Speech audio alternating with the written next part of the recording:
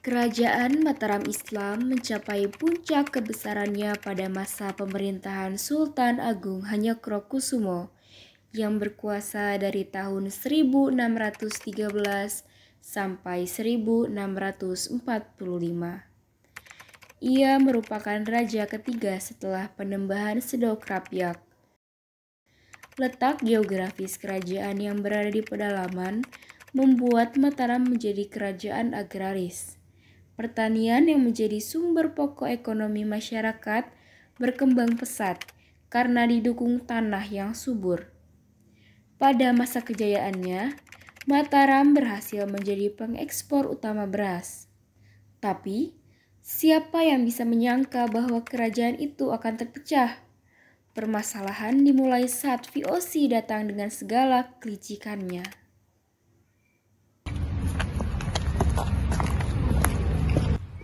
Siapa kalian? Apa kalian kemari?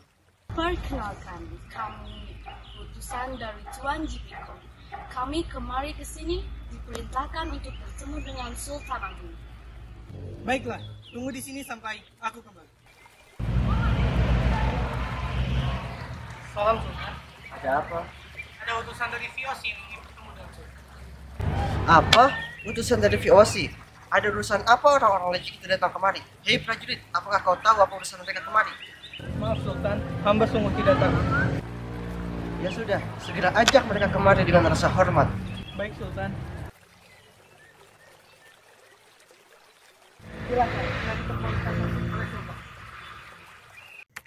Prajurit itu segera memanggil Jenderal VOC dan mempersilahkannya untuk menemui Sultan Agung Hanyokrokusumo. Jadi, ada perlu apa kalian datang kemari? Perkenalkan, kami adalah utusan dari Tuan Jipiko. Dengan hormat, Tuanku meminta agar VOC dan Mataram bekerja sama. Kerjasama seperti apa yang diinginkan oleh tuanmu? Apakah dia ingin kalau Pulau Jawa ini tunduk kepadanya? No. Mengapa kau berpikir seperti itu kepada Tuanku, wahai Sultan? Janganlah buruk sangka. Kita hanya akan bekerja sama dalam memerintah. Memerintah seperti apa yang kau maksud? I think seperti memerintah dalam wilayah dan hasil bumi. Jangan terima penawaran mereka, Kakanda. Mereka adalah orang-orang licik yang tidak dapat dipercaya. Oh benar, Adinda. Hei Jenderal, kalau memang itu yang kau mau sekitar kau pergi dari kerajaanku ini, katakan kepada tuanmu, selama aku masih hidup jangan pernah kau bermimpi untuk meninggalkan kaki di kerajaanku ini. How dare you? Baiklah jika keputusanmu seperti itu, tapi jaga bicaramu terhadap tuanku. Lihat saja apa yang akan dilakukan oleh tuanku pada kerajaanmu yang lemah ini. Silahkan saja, aku tidak takut. Hei prajurit, cepat bawa mereka berdua pergi dari kerajaanku ini. Baik Sultan. Pada tahun 1620, target utama Mataram bergeser ke arah kota Surabaya. Selama tahun 1620 sampai 1625, pasukan Mataram secara berkala mengepung Surabaya dengan 5 kali ekspedisi. 5 tahun kemudian, tepatnya 1629, Sultan Agung mengirimkan pasukan untuk melakukan penyerangan terhadap VOC. Namun, serangan ini gagal akibat medan yang terlalu berat. 1632, Sultan Agung mengirimkan kembali 1.000 prajurit beserta keluarganya ke Kerawang untuk membangun lumbung beras atau pusat logistik. Namun, saat merencanakan itu semua, ada seorang suruhan VOC yang menyamar untuk memata-matai mereka. Prajurit, segera siapkan perlengkapan peperangan. Kita akan menyerang VOC. Baik Sultan, kami akan mempersiapkan semuanya. Tingkatkan jumlah kapal dan persenjataan. Bangun lumbung beras untuk persediaan makanan. Oh, jadi begitu rencana mereka. Baik Sultan. Namun, saat Sultan Agung menyiapkan peperangan, rencana itu diketahui oleh VOC yang dipimpin oleh GP Cohen. Lapor Tuan, kami mempunyai berita yang penting. Mataram sedang mempersiapkan pasukan yang ditunjukkan kepada kita, Tuan. Apa? Kurang ajar. Apa yang telah disiapkan oleh Mataram? Mereka telah menambahkan jumlah pasukan, dan membangun lumbung beras di Karawang, Tuan. Hal ini tidak bisa dibiarkan begitu saja. Apa yang harus kita lakukan, Tuan? Haruskah kita menghabisi warga Mataram? Tidak, belum. Kita pertama-tama hancurkan rumah Mataram yang ada di Karawang dan persiapkan senjata untuk menghancurkan Mataram. Baik, Tuan. Penghancuran rumah warga pun mulai dilakukan oleh VOC dengan tanpa rasa belas kasihan. Bu, sayur ini harganya berapa? Murah, Bu. 50 perak saja. Segar lagi. Wah, sayurnya sangat segar sekali ya, Bu. Di mana para petani mendapatkannya? Kami baru saja memanennya di selatan. Oh, pantas saja. Di sana tanahnya sangat subur. Pasti hasil panennya pun bagus-bagus. Kalian melihat kedatangan VOC tidak ke pelabuhan dagang kita? Iya, tadi aku melihatnya banyak sekali prajurit yang datang. Hei, mari kita pulang. Tadi aku melihat banyak prajurit VOC yang mengarah ke sini.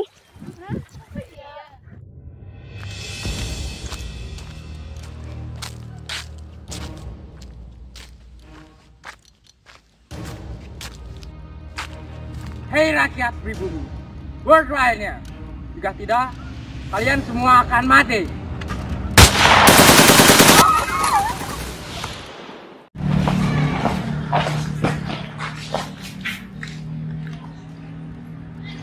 Tuan, kami telah menjalankan perintah Tuan. Semua warga telah hancur tak bersisa. Bagus, Komander. Siap. Bagi, pastikan tidak ada yang tersisa lagi bagi Mataram. Sampai Mataram membawa pasukan yang lemah ke Batavia. Siap, Sir. Jalankan tugas yang lain. Sementara itu, kondisi di Mataram sangatlah buruk. Mataram lalu melakukan penyerangan terhadap VOC dan menuju ke Batavia. Tetapi penyerangan itu gagal. Sultan, apalagi yang bisa kami lakukan, Sultan? Kita sudah kalah, Sultan. Kalah. Tidak, kita masih belum kalah. Masih ada harapan. Tapi Sultan, banyak prajurit kita yang telah gugur di perjalanan yang melelahkan ini. Selain itu, senjata kita tidak sebanding dengan senjata VOC. Ya sudah, kita kembali ke Mataram sekarang juga. Setelah itu, perlawanan demi perlawanan antara Mataram dengan VOC terus terjadi. Banyak daerah-daerah Mataram yang melakukan pemberontakan ingin cepat merdeka. Naas, pada akhirnya Sultan Agung wafat pada tahun 1645. Pasca kematian Sultan Agung, pemerintahan Mataram digantikan oleh Amangkurat I yang justru bekerja sama dengan VOC. Pada masanya itu terjadi pemberontakan yang dilakukan oleh Trunajaya yang tidak setuju jika Mataram harus bekerja sama dengan VOC. Apa yang membawamu ke sini, wahai company? Menurutmu aku akan bertemu siapa lagi selain Tuan Raja Amangkurat? Tolong beritahu dia bahwa aku sudah sampai di sini. Baiklah, tunggu di sini sampai aku kembali. Tuan, company sudah sampai di kerajaan. Suruh dia masuk segera. Baik, Tuan. Apa yang membawamu ke sini? Aku tidak akan bertele-tele ya Amangkurat. Aku ke sini karena mempunyai suatu penawaran untukmu. Penawaran apa itu? Jika kamu ingin menyerahkan hasil beras kerajaanmu kepada kami akan memberikan keuntungan yang besar. Keuntungan besar apa yang kamu berikan sehingga aku menerima tawaran itu? Aku akan menjanjikan perluasan wilayah kerajaanmu jika kamu menerima penawaranku. Tapi bagaimana caramu untuk memperluas wilayah kerajaanku? Kau lupa ya Amangkurat. Aku mempunyai jalur perdagangan yang luas sehingga aku dapat dengan mudah memperluas wilayah kerajaanmu. Jika aku menolaknya, apa yang kamu lakukan, wahai company?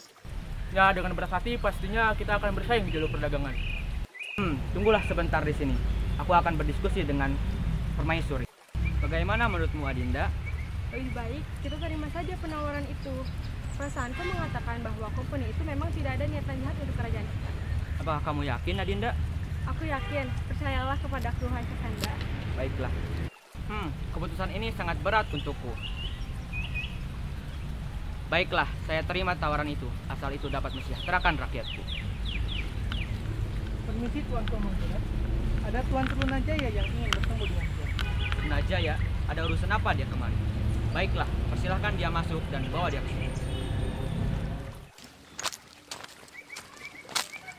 Ada gerangan apa saudara Trunajaya jauh-jauh datang kemari? Apakah ada yang ingin dibicarakan? Siapa mereka? Apa urusan mereka?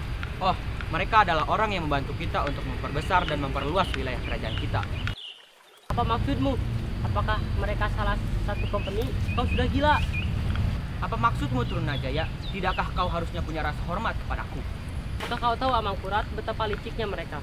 Tentu aku tahu mereka. Mereka lebih baik darimu. Mereka lah yang membantu kita untuk memperbesar kerajaan kita. Kau salah besar Amangkurat jika kau beranggapan VOC akan bantu kita. Aku tidak akan setuju dengan keputusanmu Amangkurat. Hentikan omong kosongmu itu. Sudahlah, kau diam saja. Aku tidak butuh pendapatmu. Aku tidak akan memanggil dan bahkan meminta bantuanmu lagi. Pergilah! Jika itu keputusanmu Amangkurat, aku akan melakukan penyerangan untuk merebut kemerdekaan Mataram dari tangan VOC. Silahkan saja kalau kau mau berhadapan dengan persediaan VOC yang super lengkap. Baiklah kalau begitu Amangkurat, aku dan pasukanku akan melawanmu dan musnahkanmu. Prajurit, amankan permaisuri. Ayo kita selesaikan ini Trunajaya.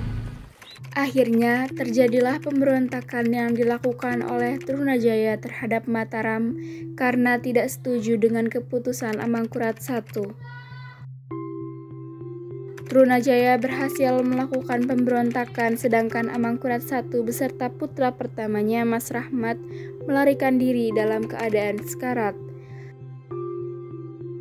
Dan dalam pelariannya, Amangkurat I meninggal di daerah Tegalwangi. Lalu tahta Mataram diwariskan kepada anak sulungnya, Mas Rahmat, yang bergelar Amangkurat II. Setelah Amangkurat II wafat, terjadi peristiwa perjanjian Giyanti antara VOC yang dipimpin oleh Hartik, Gubernur VOC untuk Jawa Utara, dan Pakubuwana III serta kelompok Pangeran Mangkubumi. Maka berdasarkan perjanjian Giyanti 13 Februari 1755, yaitu Mataram dibagi menjadi dua. Satu, Kesultanan Yogyakarta oleh Mangkubumi yang bergelar Hamengkubuwana I. Dua, daerah Kesultanan Surakarta oleh Susuhunan Pakubuwana III. Lalu pada tahun 1757 dengan intervensi Belanda dan berdasarkan perjanjian Salatiga, Kesultanan Mataram dipecah lagi menjadi tiga, yaitu Kesultanan Yogyakarta, Kesultanan Surakarta, dan Mangkunegaraan. Pada tahun 1813, Kesultanan Yogyakarta dipecah lagi menjadi dua, yaitu Kesultanan Yogyakarta dan Pakualaman.